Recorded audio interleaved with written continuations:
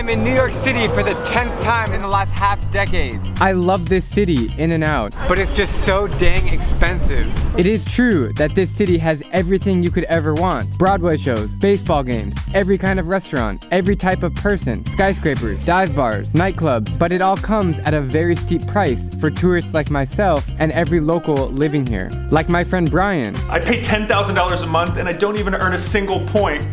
If you live in New York City and you're striving to be in the top 1% of all residents, your salary must be $608,584. Just took a 10-minute Uber ride from Midtown to the Upper East Side for $22. Even the subway is $2.75 per ride. More expensive than any other metro I've seen. What about hotels? This small room is costing us $250 a night. But if you think that's expensive, wait until you eat. With the exception of dollar-sized pizzas and dumplings, food in the Big Apple is insanely expensive.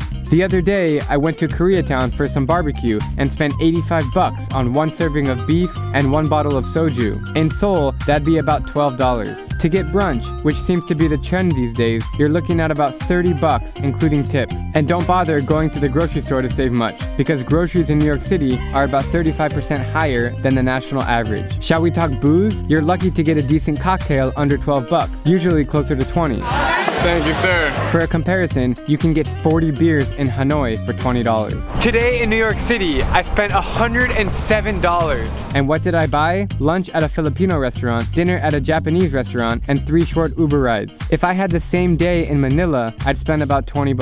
So now you can probably understand why it's a no-brainer that I've decided to live in Southeast Asia for the last few years. I can get the same quality of life, food, and I'm surrounded with nicer people for 1/5 the price. I'm Drew Binsky, and if you like my travel videos, please click subscribe and join me as I plan to visit every country in the world.